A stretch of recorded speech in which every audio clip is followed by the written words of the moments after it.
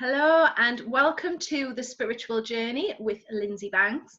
Today we have Stephen Towill, who is a clinical hypnotherapist who also offers past lives and between lives sessions. So welcome, Stephen. Hi there, how you doing? Very well, thank you. So based on your accent, you're obviously Scottish. Yep, up north in Glasgow. Based in Glasgow, so yeah. I went there once when I was, I think, 18. It was for my 18th birthday, and I just remember it just rained constantly. I don't know if it's any different. That's about right. It's constant rain and wind at the moment, so this time of year's pretty bad, but you get some good days. If you get up north, get out to the west coast, it can be stunning, and Edinburgh's beautiful as well, but yeah, we get our fair share of rain, unfortunately. Yeah. So how did you come into being a hypnotherapist? Because your background is very sort of I can't remember the right word for it, not formal or structured, but you were an accountant, weren't you, for a long time? So how did you go from being an accountant to what you're doing now? Well, probably actually was the other way around, because way back when I was about 17, I think, that was, well, I'd always had an interest in hypnosis for some reason. But it was at 17 when I went to college to go study computing that I went straight to the library and got a book out on hypnotherapy. It was an actual psychology book, I think, which was the driest book I've ever read. But it was hard reading. How I get through that book, I never know. But it was I always had an interest in hypnosis even then. Now, when I'd done one of my clinical certificate courses in hypnosis, one of the questions that they asked was, when was the first time that you ever got into hypnosis? And the first thing that popped into my mind was a memory from, must have been maybe the 80s or something, when there was a TV show called, was it World of Sport, I think it was called, and they had all the wrestling. All right. You had like Big Daddy and Giant Haystacks, and there was a guy called Kendo Nagasaki who it popped into my head. I remembered somebody pulled his mask off and he supposedly hypnotized. It was all drama and probably fake, but I think then, probably really young then, maybe in my kind of, I don't know, 10, 12 or something. I seem to that maybe where it started, where I saw hypnosis and thought, what is this weird thing that someone's done? Yeah. So it sort of stayed with me. I can remember trying to hypnotize my cousin, my brother when I was young as well, and obviously didn't work because I didn't know what I was doing. Yeah. So it was at 17, I got a book out on hypnotherapy, hypnotized my brother, my young brother, who was only 6 years old, which I was 17. Wow. So I had him, probably not ethical in these days, but 6 years old, he was picking daisies out of a carpet that didn't exist, and I had him doing all these other things. And oh, wow. But then I'd done a past life regression with him, which was quite interesting. I can come back to that. But so that's where the hypnosis started. But I guess life takes you into normal life. Life is, you've got to go and make money and things. So at that time, I never thought hypnosis would ever be a occupation. But so I worked for an insurance company, then got into accounts. Then I was an accountant at a TV company, a big media company, and I was there for 17 years. Wow. So quite a long time, but I kept the hypnosis going all the way through that. I've been in a band, singer, keyboard player as well. So I had all these other things going, but it was probably maybe about 3 or 4 years ago, I decided that I wanted to take it more serious again. I had been doing it and I'd been interested in it. The between life stuff that we'll cover later is something that came back to me in about 2010. So there's a lot of things that's happened through the years that kept bringing me back to this, and that's when I went off, trained in clinical hypnotherapy more, and eventually quit my job. I resigned and decided that I was going to make a go of it as a hypnotherapist. So when you were working as an accountant and in that industry, did you find it difficult trying to having this other sort of life or this other passion? Did you find that the two sort of like would sort of like against each other, or could you bring them together or blend them together? Probably couldn't bring them together. I mean, working as an accountant is quite full on. You have for anyone that knows anything about it, it's all about forecasting, reporting, monthly reporting, and meeting deadlines, and it can be quite kind of stressful at times. So that was my sort of my life, I suppose, doing that. I had my band as well. I was doing that at weekends, but the hypnosis was almost like a hobby, I suppose. I was doing it on the side. Yeah. And I would talk about it to everyone. When you're passionate about something, everyone knows that. When I would always talk about things like hypnosis. So people, even when I was young, I was the same. I was always into weird stuff, unexplained. I loved the unexplained stuff, ghosts and anything like that. So I always had that interest, and I guess I would always sort of talk about it. But being an accountant, it was just that was my job, and it was probably didn't have much room for. It was quite a senior position I had as well, so it's not something you usually bring up when there's usually a lot more important things to be talking about in a business environment. So when you decided to resign, had something happened, or was it just that you just thought, you know what, I've got to follow my heart, and this is what I really love to do? Yeah, it was a bit of both. I mean, I had been training a lot in clinical hypnotherapy, so I moved away from using hypnosis as much for the sort of more spiritual type stuff and the past life regression. And I had been doing a lot of clinical training, so I've been to Buckinghamshire to train with a guy, Doug Buckingham, funnily enough. And I've done a diploma course up here that spanned about 6 months or something doing that. So I was doing that on the side while I was still working. But I got another promotion at one point, and it got pretty hectic. There was it's called a year end, and you've got auditors coming in, and it was quite full on.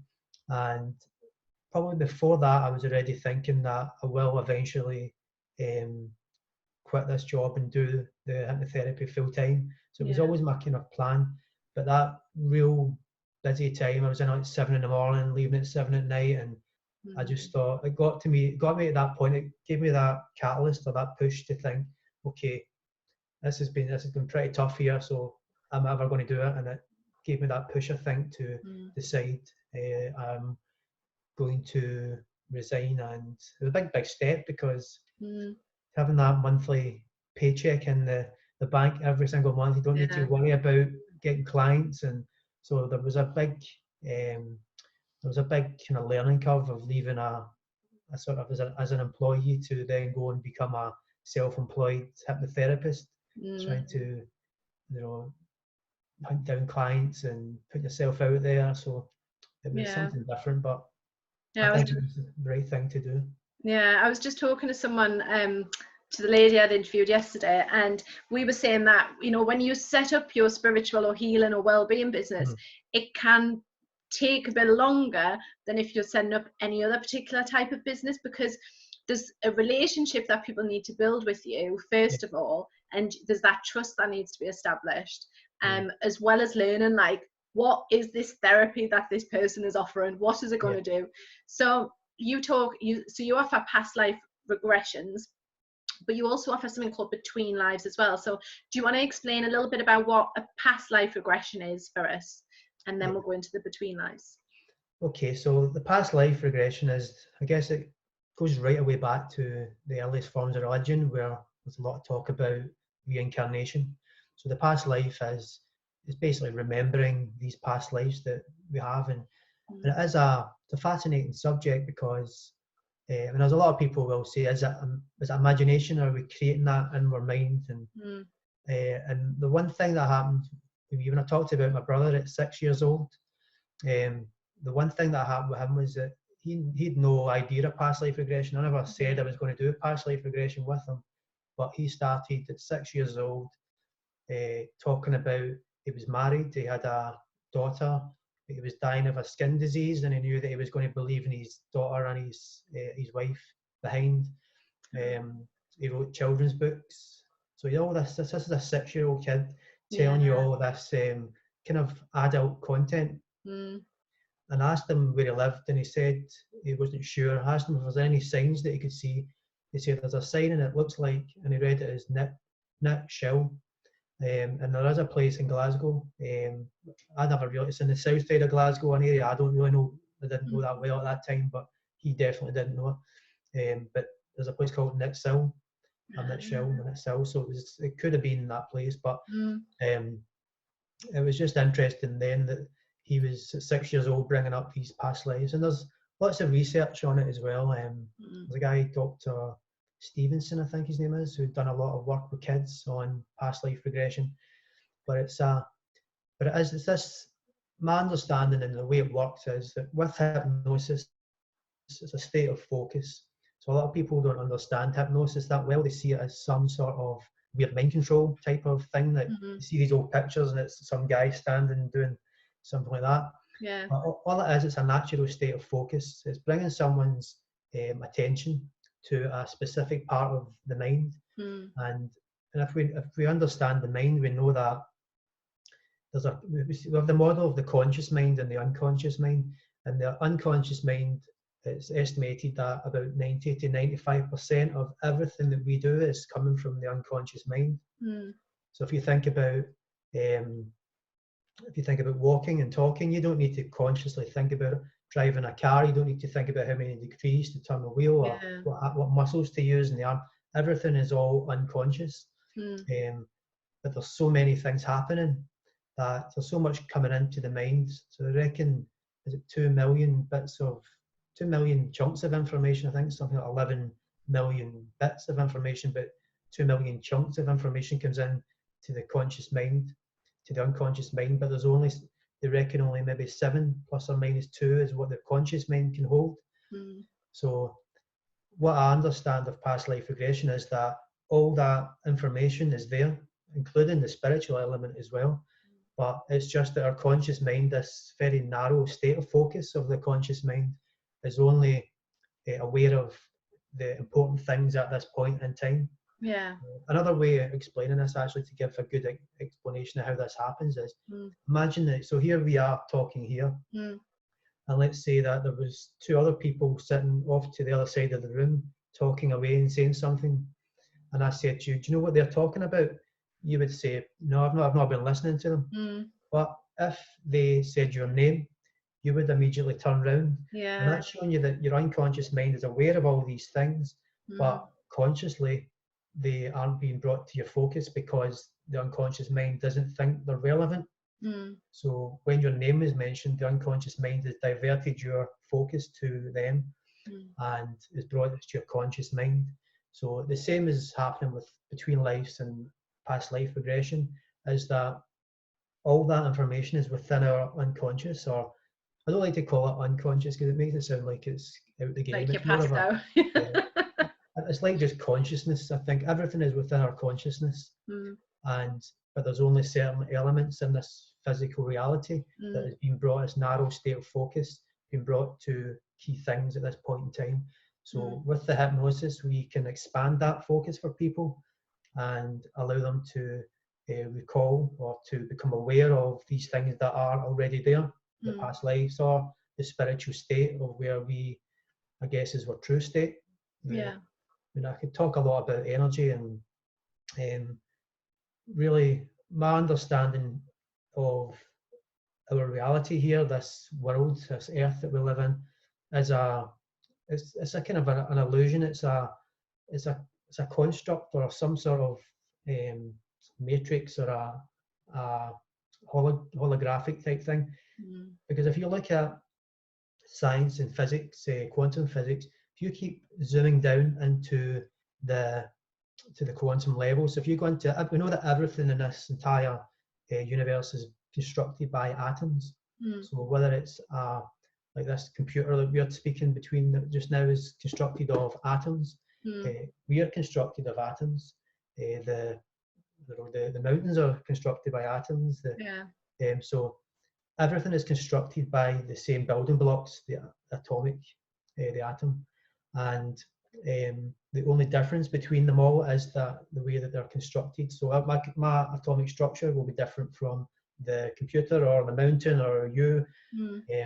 So it's just the construction of how they're put together that differentiates the difference between us.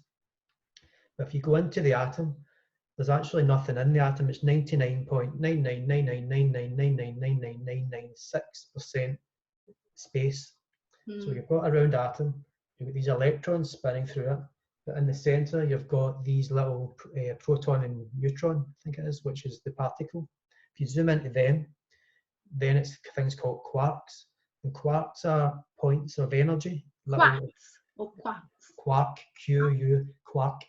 Okay, I've never heard of that before. Yeah, so these quarks are what's inside the particles, or inside the protons and the neutrons, and they don't have any mass, they don't have any weight, they don't have any size. They're nothing more than an energetic event, and they disappear, they appear, and in quantum physics they reckon that they're jumping between maybe dimensions, or they appear, they'll disappear, they come and go, and that. So if you think about our physical reality, our entire physical reality is constructed by these atoms, which are 99.99999 of nothing. But within that, which might be the bit that is the particle, which might be the matter, the physical, is actually then two little things called protons and neutrons, which then are, zooming into them, are nothing more than little points of energy. So really what we are is we're billions and billions and billions of points of little energy making up this reality. And so what I'm probably getting here is getting to the between life stage. Is that the between life state of it is an energetic state, it's the spiritual state, and that is the reality. This here in the physical world is actually the construct, the energetic construct, or the created, the kind of consciously created environment for us to learn. And we can maybe get into between life and stuff and what that brings up for people, and it will tie it to maybe more purpose. But that's my understanding of between life and past life, is that what we're doing is we are bringing our state of focus using hypnosis to become aware of the past lives, of the between lives. Can I just, so you're the second person in 2 days who's spoken to me about the atoms and the protons and the neutrons. Okay. Like, I don't have, like, I'm not scientifically minded at all, you know, I'm very much sort of like intuitive side, you know, etc., spiritual side. But I think having that scientific explanation, like you just described it, is actually really useful for people who might be listening to this, who may be thinking, oh, it's just a load of woo-woo. Do you know what I mean? It's just spiritual stuff, or new age stuff, or hippie stuff, whatever. But I think having that scientific explanation, for me, it just blows my mind, because I'm just like, I have no idea about science. But for someone who is scientifically minded, I think what you've just described is a really good way of describing it. Yeah, that's it. I was the same. I was terrible at science at school. I mean, I done all grade physics. I think I failed it the first year and passed it my second year. And I remember being taught some of this kind of stuff, but it was just going over my head. I'm thinking, what relevance is that to my life? Exactly, yeah. Because it didn't make any sense at the time, because it wasn't relevant to us as a human race, was it? The way that it was taught, it was more, this is the atom of a plant, and it was like, oh, that's interesting. Thanks. But in terms of, so with the past life stuff that you do, so this is something that I've been finding recently, and I don't know about you, but if someone has like an irrational fear or phobia, do you find that that is often stemmed from something that's happened in a past life? It could and it could. It's hard to say. I mean, this is the weird situation I'm in that I'm a clinical hypnotherapist, and I call myself a spiritual hypnotherapist as well. I probably say I specialise more in the spiritual, but these fears and phobias can come from anywhere. So you could have been a six-month-old baby lying in a pram, and a little butterfly's landed on your face, and you've got such a fright. And what's happening, the way the mind works is that the mind it learns from events and situations. So because you get such a fright and that butterfly landing on your face, you can then develop a phobia or a fear of butterflies. So you could be 30 years old and wondering, why have I got this irrational fear of butterflies? It's all can stem, we call it the initial sensitizing event in hypnosis. But it can happen any time. It could be if a fear of flying. It could have been someone who has been on a flight and you have hit really bad turbulence. Yeah. You've been pretty scared at the time as the plane's been dropping, but you've got through it, you've calmed down. Then the next time you go to fly, you suddenly get this, oh, what's this feeling I've got? And nobody can explain this anxiety that you get, this fear. But it appears and you don't know why am I doing it. And so, but as you say, it could be past life as well. There's a lot of the big names in this field have stumbled into this type of thing, trying to resolve current people's issues and when they've asked under hypnosis. So I think you get people like Dr. Brian Wise and Dr. Michael Newton, who have been quite big in the sort of between life, or the Michael Newton calls it life between lives. Brian Wise just calls it, I think, it was advanced past life regression or something. But it was through hypnosis. They were quite established and very well respected people, and some things like psychotherapy and things, but they stumbled into this and finding that someone who had maybe some kind of psychosomatic problem, or that the doctors couldn't find any reason for, they were able to use hypnosis and ask them to go to the point when they this fear or this feeling first arose. And I think in one of the cases, I don't know if it was Brian Wise or Michael Newton, but their first one was someone, I think, going back to a battlefield and being stabbed by a bayonet. So it was a pain in the side the person had that they couldn't figure out what this pain was. But through experience of a past life, they were able to see that they were actually stabbed by a bayonet in a past life. And as soon as that was revealed and that came through, the pain seemed to disappear. So do you feel as well, or do you find that sometimes people do bring physical symptoms sometimes appear or manifest for people because, again, of something that may have happened in a past life? Like some people, like get psoriasis in a certain place, or, like you said, get pains in certain places. Yeah, it can happen. It can be current, like, so I think what's happening here is that we are, how can I explain this? So I guess we're a soul, and our soul isn't a single thing. It's energy, and it's probably thousands of experience that we've had through this life and past life. But sometimes there is unresolved. There's unresolved fears or things that have happened to us that will sort of carry in. It's like we're saying, they're all there. It's all within our mind. It's just that they sort of sit out with the focus of the conscious mind. So it could be something that is unresolved, that we've had this fear that was maybe something that happened in a past life when we're born here, and when we're living through life, that somehow managed to manifest itself back into this life because it has been unresolved. And through the, I guess, past life regression and through hypnosis, we can identify that and resolve it in certain ways. Okay, so this between lives stuff then. So I'm a very big believer in that, like, when the physical body dies, then the soul passes on. So what is a between life? Okay, so a between life to me is, the name comes from, I guess, just when you're between a past life and this life, or between one past life and another past life. Probably the best interpretation for it is that between life is our true state. It's our spiritual state. It's our state as a soul. So really, if you were to think about in a linear way of living like past lives, according to a lot of stuff that comes through, is that time doesn't exist. It's something that exists for us here in a linear way, but in a spiritual aspect, time doesn't exist. There's no need for it.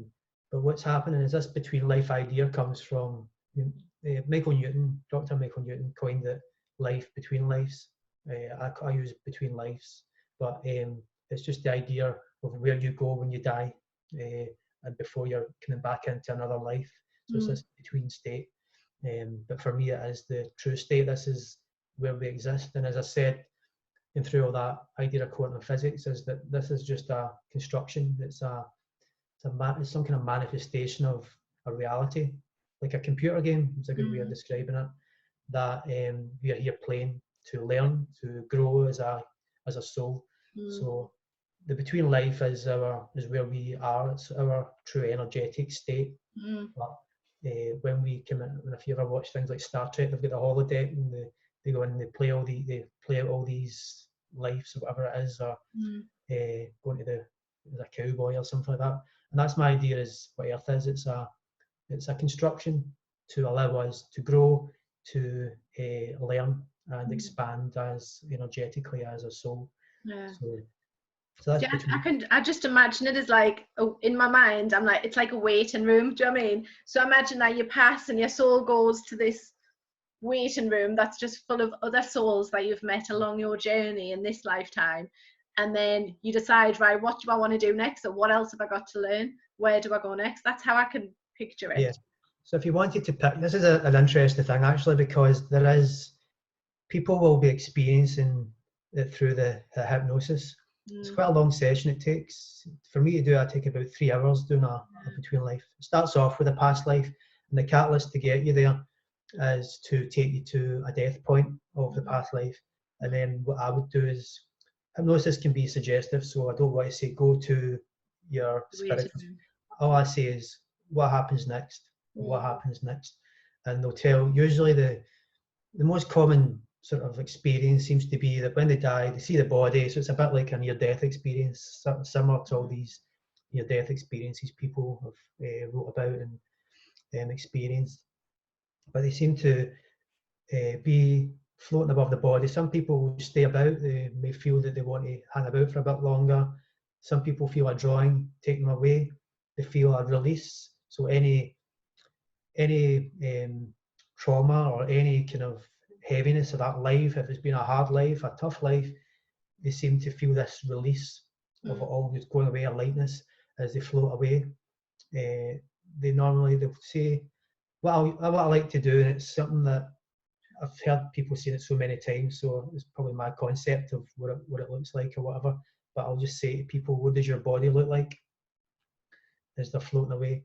And with hypnosis being, if you take it that point of view of giving somebody a suggestion, so that could be seen as a presupposition, it's called, which is that by me saying what is your body like, I've given them a presupposition that they have a body, and they could then, if it was imagination, they could create a body to sort of to answer my question.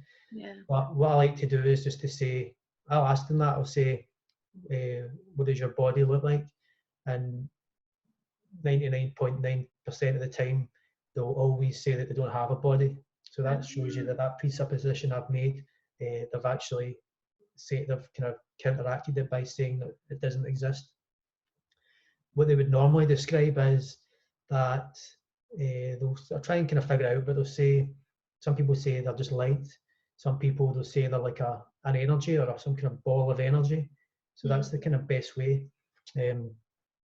Again, we're trying to perceive things from this physical reality that we've got. So we're trying to kind of make sense of it from this understanding that we've got. And what I find is when people pass over, and from that point of being drawn to where they're drawn, they'll sometimes become aware of other presence, usually guides. So when a guide comes forward, the guide might come forward right away. It may take a little bit of time for them to get to the guide, but a lot of the time a guide will come forward. And I've had, so again, guides can present themselves as this energy, or more often than not, they'll present themselves in some sort of physical representation. There was one session I was doing with a girl who witnessed, it was a unicorn that appeared, and I was thinking, oh my God, a unicorn. I thought, this is just going to be sounding like complete rubbish in imagination. So I just went with it. I said, okay, a unicorn. So this guide was a unicorn. But at the end of later in the session, when we were talking more to the guide, I asked the guide, okay, why was it that you presented yourself as a unicorn? And they said we don't have any sort of physical representation as you expect. We create a representation that we think will fit for your understanding, so that it makes it easier for you to, I guess, interact with us and to see. Yeah. The reason that they picked, she said, the guide said, the reason we chose a unicorn was it was to represent the magic of this place and the magic of what she does here. So it was more like a metaphor. They brought this magical being to represent the magic of where she was, and that was the explanation the guide gave me, and something I didn't think about. I just thought, why a unicorn? Wacky. So you've heard me talk about a science perspective, so I try to keep it real a little bit. Yeah. What is real? But that was the representation, and I've had other guides say that what they'll do is they'll present themselves as some sort of physical being for us to easily react and interact with them. Yeah.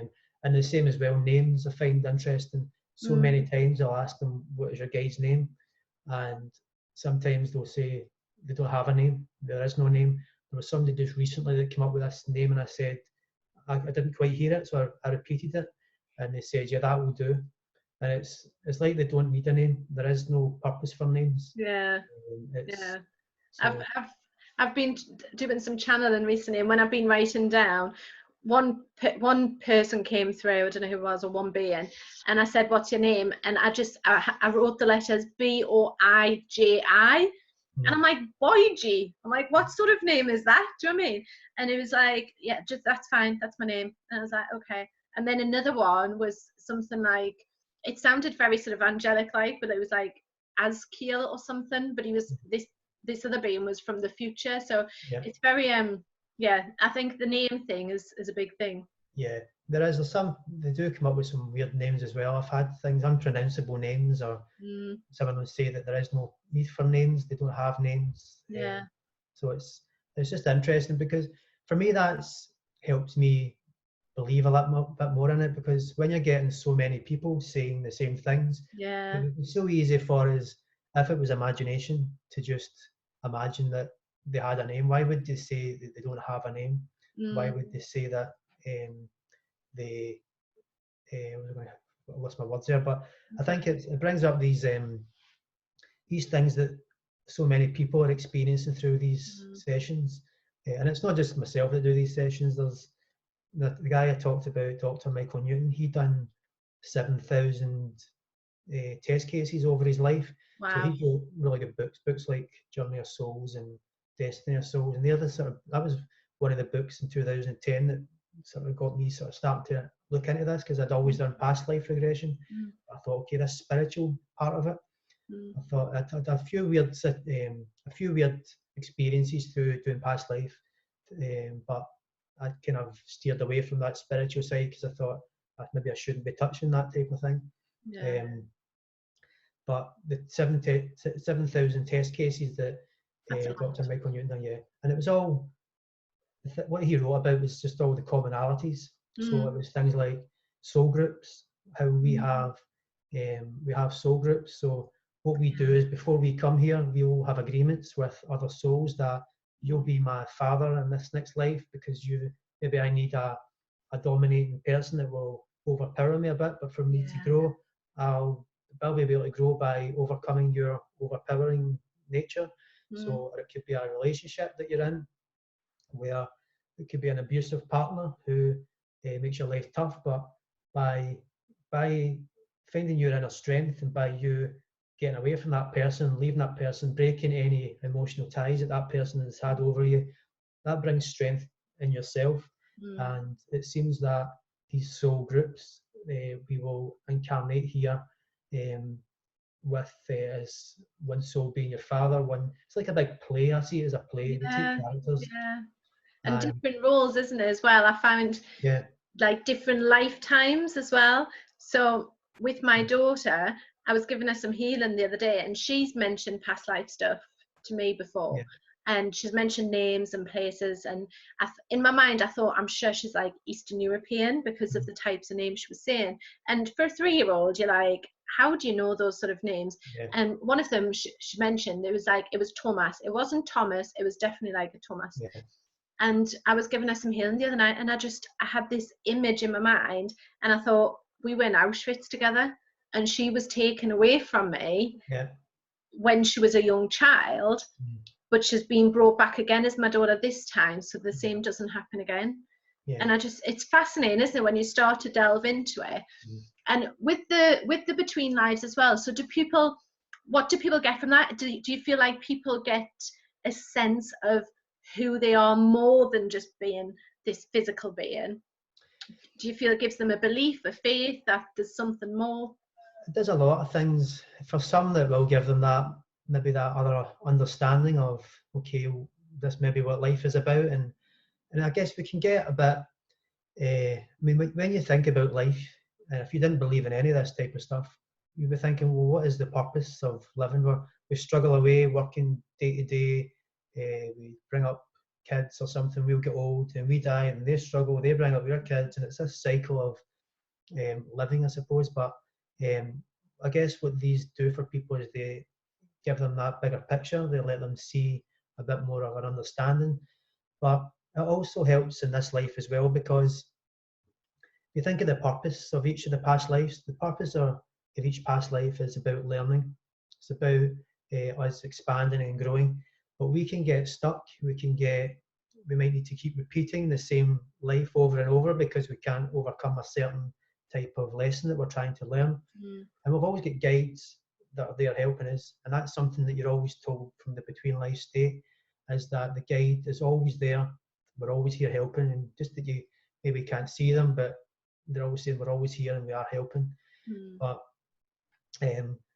what from the Between Life states, what it can do is it can help you maybe get more of that understanding of where you're stuck in life. So it may just feel, you may feel that you're stuck in life, you're just, what's my direction, what am I supposed to be doing?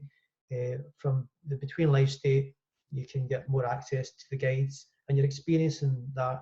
So it's a bit different from a reading. Someone might give a reading and say, yeah, you're going to be doing this in 2 years' time. Or the difference with this is that the person has their own experience. They're gaining that experience using the hypnosis, but it will be giving them maybe some direction in their life, or the purpose of a relationship that's happened, and giving people a bit of maybe closure on certain things that have happened and seeing the reasons why they happened.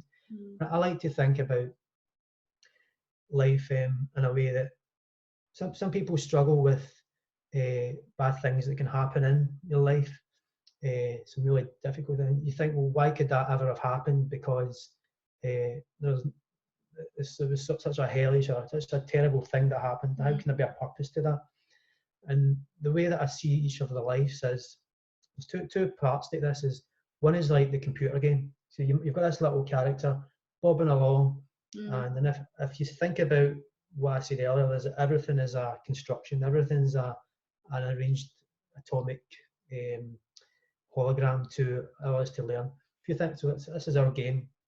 Okay, with this little character bobbing along, he gets to some little baddie, he gets killed, and he goes back to the start, and he bobs along again. So as you get to it the second time, you think, well, okay, that guy killed me the last time, so maybe if I try to jump over him this time, oh, so you've now passed that bit, so you've learned past that bit, you've gone to the next bit. And that's a bit like life, is that you're continually experiencing difficulties, but you're overcoming them, and each time you overcome them, you gain a bit of wisdom around how to get to past it the next time, or moving on and helping you to overcome other things as you go, because you passed these bits. So that's the idea, that what we're learning. But the other point I was going to make was that if you think about something that maybe, let's take 20 years ago, right, in your life, something really bad's happened, a bad relationship, it could have been a traumatic time, something traumatic happened. So let's say it was a bad relationship and the person was abusive. They could have been physically abusive, they could have been emotionally abusive, and it would have been a really tough time.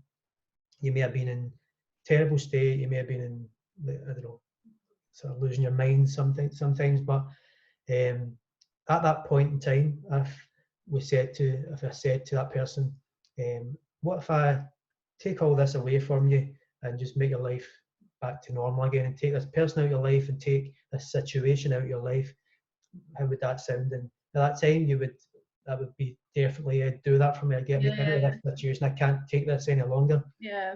But if you think about that didn't happen, but you sort of struggled through this relationship, you broke away from that relationship, you found strength within yourself to decide this person is not going to do that to me anymore.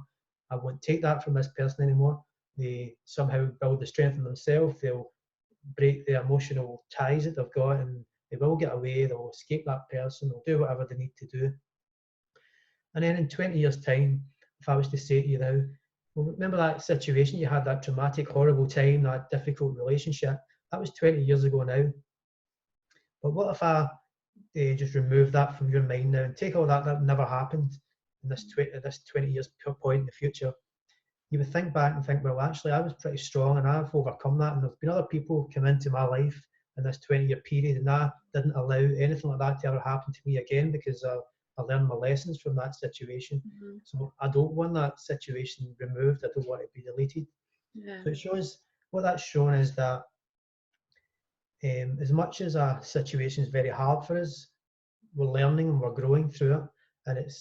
And sometimes it just, we can't understand, why is this happening to me? Why am I so unlucky that this is happening? But there's always growth through every circumstance. And even there's some things, there's another one I wrote a blog about, but it was a girl who, her daughter was murdered, and it's a terrible thing. It was a young girl who was murdered, and what it was actually at one of the balls. It was a medium guy that I know who had invited me along. He'd worked with the mother, so she'd invited him to this ball, and what she was doing was she was creating these balls, but it was to help other people that were going through what she had went through. When she had lost her daughter, she had no support, she didn't know what to do. She was struggling through this, the loss of her daughter, but she then realised that there's so many other people out here that are losing children, and there's not that proper help, or the help that she did get. How can I help these people?